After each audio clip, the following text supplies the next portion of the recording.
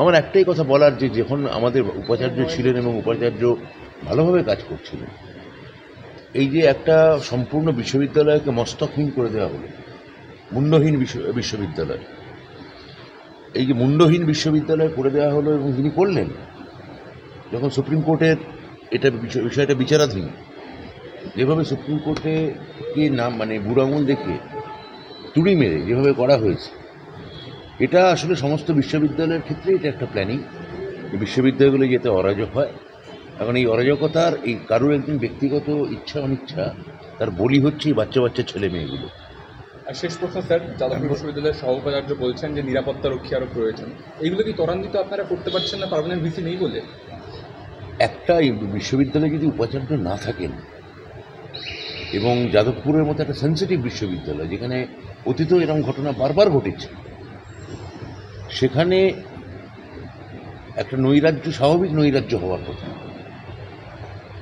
তাও আমি যাদবপুরকে ধন্যবাদ জানাবো যে তারা কলকাতা বিশ্ববিদ্যালয়ে যেমন তলানিতে চলে গেছে র্যাঙ্কিংয়ে, রাজধর্ম পালন করতে গিয়ে, যাদবপুর তাও এরকম একটা সর্বোচ্চ জায়গায় গেছে। কিন্তু এই যে স্থিতি এবং শৃঙ্খলা, এটার জন্য উপাচার্য আসা অত্যন্ত জরুরি। মেয়েটির মা বলছেন যে আমার মেয়ে কী কারণে মারা গেছে, মানে আমি যদি সিসিটিভি থাকতো তাহলে অন্তত জানতে পারতাম, আমি কাউকে দোষারোপ করছি না, যে জানতে পারতাম যে আমার মেয়েটা কী করে মারা গেল। এটা তো কোর্টের অর্ডার হয়েছে। এবার উপাচার্য আমাদের সঙ্গে এক প্রস্ত কথাও এগিয়ে গিয়েছিল, চিঠি চাপাটি বন্ধ হয়ে গেছে, আমাদের কাছে কোনো মানে কি বলবো কমিউনিকেশন নেই। এখানে ব্যবস্থা যখন আমরা নেব, আমাদের ফিনান্স অলরেডি স্যাংশন করে দিয়েছে, উপাচার্য বসলেই আমার ধারণা কোর্ট যে অর্ডার দিয়েছেন সেগুলো আমরা মানে ফুলফিল করতে পারবো। কলকাতা বিশ্ববিদ্যালয়ের উপাচার্য একজন ছাত্রকে সেন্সার করে দিলেন, এইভাবে কি কোনো বিশ্ববিদ্যালয়ে একজন ছাত্রকে সেন্সার করতে পারে? আমি জানি না, মানে এটা প্রথম কথা, বিশ্ববিদ্যালয়ের বিধিতে এইভাবে একজন ছাত্রকে আলাদা করে প্রতিহিংসা, ব্যক্তিগত প্রতিহিংসার বশবর্তী হয়ে এইভাবে করা যায় কি না। এই এমনিতে বিশ্ববিদ্যালয়টা প্রায় র্যাঙ্কিং, অল ইন্ডিয়া র্যাঙ্কিং বলছে যে শেষ, প্রায় শেষ, ধ্বংস করে দিয়েছে।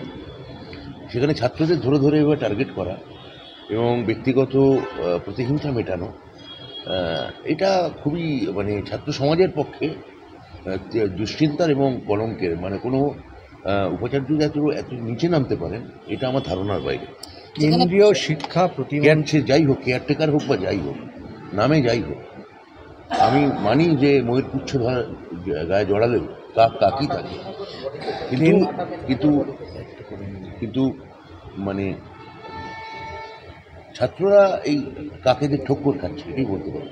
কেন্দ্রীয় শিক্ষা প্রতিমন্ত্রী তিনি বলেছেন যে এই সিসিটিভি ব্যাপার না, রাজ্য সরকারের সদিচ্ছার অভাব, যার জন্য এই ঘটনাগুলো ঘটছে।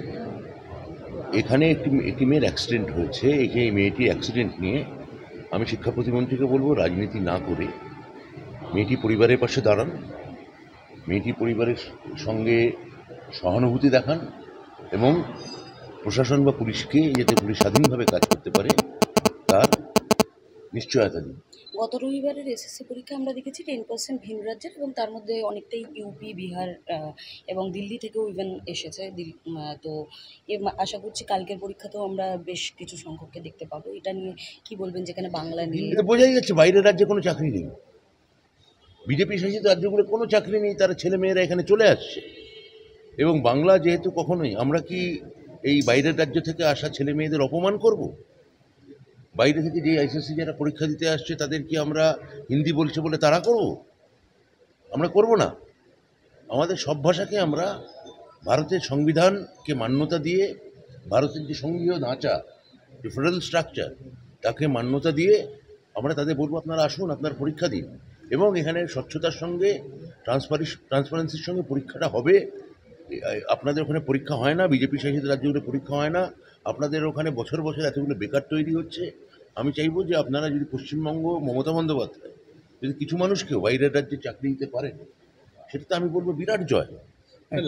কিন্তু আপনি যখন বলছেন, একই সঙ্গে এখানকার বিরোধী দলনেতা তিনি প্রত্যেকটা পরীক্ষার আগে প্রথমে বললেন প্রশ্ন ফাঁস হয়ে গেছে, প্রশ্ন ফাঁসটা দেখান, হ্যাঁ বলছেন, আবার অডিওটা দেখান। পরীক্ষার পর যেভাবে ক্রিটিসাইজ করে, এটা তো যারা পরীক্ষার্থী এবং ভবিষ্যতে যারা পরীক্ষা দেবে তাদের মধ্যে অনেকগুলো প্রশ্নের মানে কি বলবেন এই এখন ঘটনা হচ্ছে আপনার এই প্রশ্ন আর আপনার এই ব্যাখ্যা, এটা যখন আপনার চ্যানেলে খবর দেখাবে তখন এইটা থাকবে না, থাকবে হচ্ছে আমার কণ্ঠ। সঙ্গে আপনার যে ব্যাখ্যাটা সেটা সামাও কোথাও একটা চলে যাবে, অদৃশ্য হয়ে যাবে। এবার যখন যেদিন আপনার ব্যাখ্যা এবং আমার কণ্ঠ একসঙ্গে মিলেমিশে একাকার হয়ে একাকী গায়কের নয় তো গান হয়ে গাহিতে হবে দুইজনে, যেদিন হবে সেদিন আমি এটা নিয়ে আরও স্পষ্ট করে কিন্তু বলতে অল্প পারবো। একটু যদি বলে দেন হ্যাঁ, একক গান হিসাবে। প্রথম কথা হচ্ছে যে বলেছিলেন যে ভিডিও অডিও ফুটেজ দেখাবেন, প্রশ্নপত্র ফাঁস দেখাবেন বলেছিলেন বিরোধী দলনেতা, কোনো কিছুই দেখাতে পারেননি। আমি আবার বলবো, অনুরোধ করব বা তাকে বলবো যে ছাত্রছাত্রীরা পরীক্ষা দিয়ে মুখ্যমন্ত্রীর উপর ভরসা দিয়ে তারা এত লক্ষ লক্ষ ছেলেমেয়ে পরীক্ষা দিচ্ছে, তাদের অকারণ বিভ্রান্ত করে লাভ নেই। সরকার দৃঢ়প্রতিজ্ঞ, স্বচ্ছতার সঙ্গে পরীক্ষা নেবে, মেধাকে প্রায়োরিটি দেবে এবং মুখ্যমন্ত্রী হাত দিয়েই এদের অ্যাপয়েন্টমেন্ট লেটার আসবে।